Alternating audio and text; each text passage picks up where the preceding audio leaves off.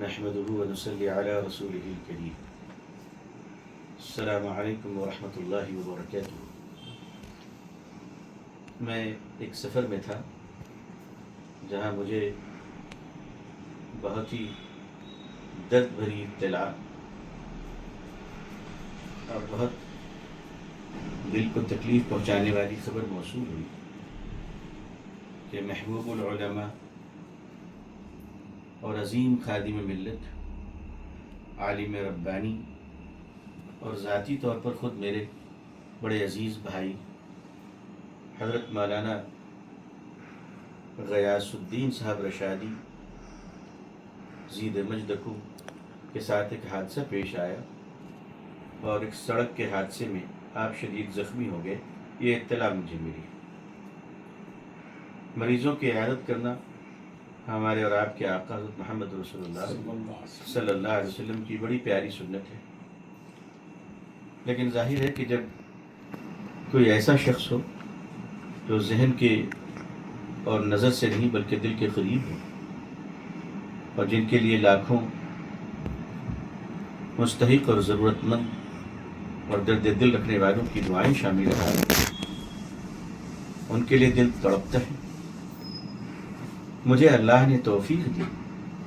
میں اپنے رب کا شکر ادا کرتا ہوں کہ حضور صلی اللہ علیہ وسلم کی عظیم سنت پر مجھے عمل کا اللہ نے موقع دیا اور میں نے ارادہ کیا کہ میں حیدرآباد جا کر بھائی حضرت مولانا غیاث الدین صاحب رشادی مدد اللہ العالی کی عیادت کروں گا اور حضرت کی دعائیں اپنے لیے مانگوں گا اور امت کے لیے بھی درخواست کروں گا.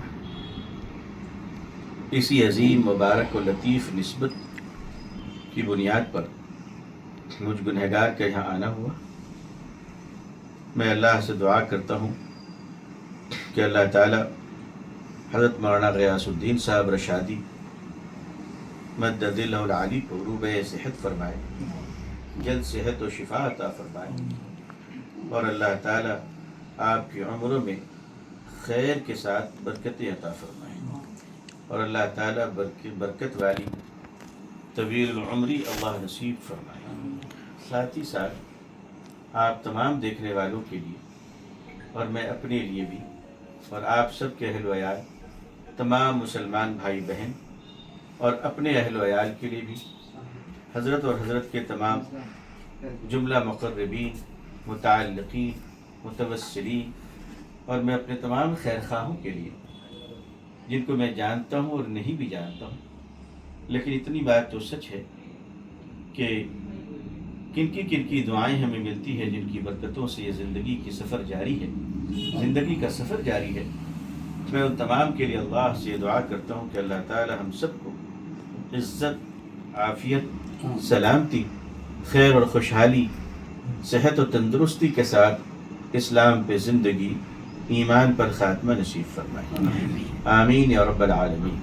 یہاں آنے کے بعد میں نے اللہ کی مدد کا مشاہدہ کیا، اللہ کی رحمتوں کو محسوس کیا کہ اتنا سنگین اور بڑا حادثہ جس میں گاڑی کسی شکل و صورت میں بچی نہیں اور اس کی وہ حالت ہوئی جو شاید قابل استعمال بھی نہ ہو، لیکن اس میں اللہ اپنے بندوں کی حفاظت کرنے والا ہے.